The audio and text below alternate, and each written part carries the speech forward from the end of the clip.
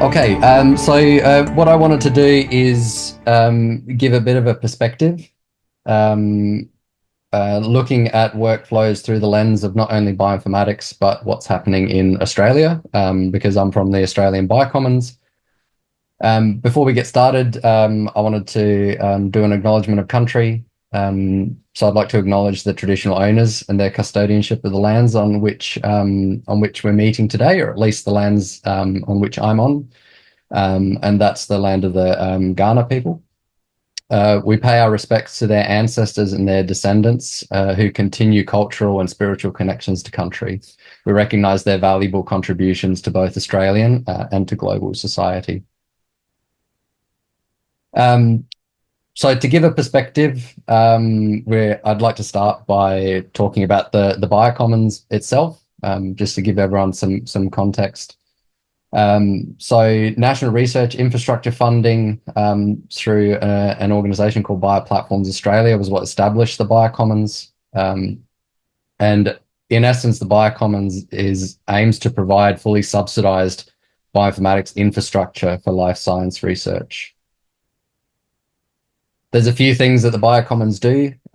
We streamline access to national scale services, deliver a national training program, develop and maintain community scale digital infrastructures, and we do this in concert with international peers. Offer strategic advice and leadership at the national scale, and we also convene communities of practice, which is really relevant to the discussion today.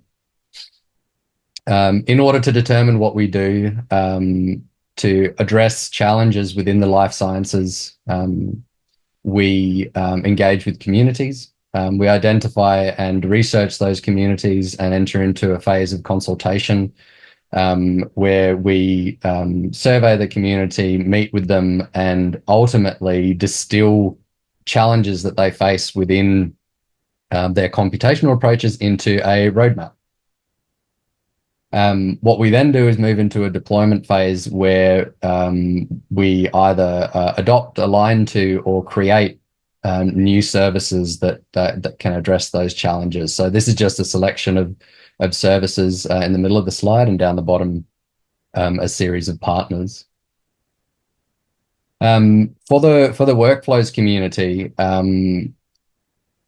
in particular here in Australia, but I'm sure this is also reflected internationally, that community is made up of workflow developers that come from various places, the workflow infrastructures where those workflows are actually executed, but then also a much larger group of workflow users who want to not only make use of best practice workflows or reusable workflows, but they also want to be able to do that on infrastructure that's tailored to their requirements.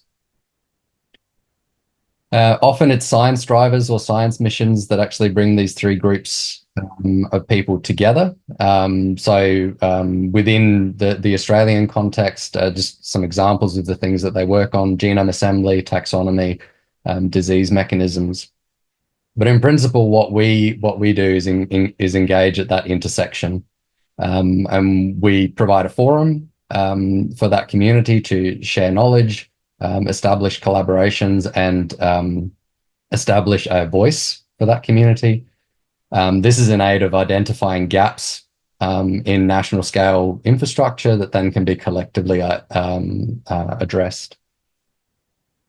We have a real focus on the glue that's actually holding everything together and is able to bridge these gaps. And these are the things that are really going to support community requirements and addressing challenges for workflows. On the right side of the slide here, you can see some of the examples of that glue, and hopefully none of those things should actually come as a surprise.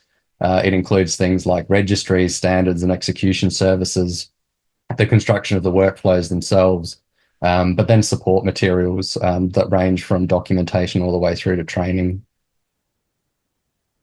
So in terms of workflow activities within the Australian context, and by no means is this intended to be exhaustive, these are examples from the BioCommons perspective. When we look at development of workflows, one of the things that the BioCommons is involved in is called the Workflow Commons, and this is bringing together the BioCommons and our partners to address many of those challenges with those glue elements that I mentioned previously, to help things like workflow discovery, creation, sharing, execution. To do this by developing and deploying priority workflows. So those workflows that really address emerging requirements within life science. And then finally, improving the fairness of those workflows. And that's all about tying Australian bioinformatics and workflow development into that international ecosystem. In terms of execution of workflows, there's three activities that I'll mention, or activities or services rather.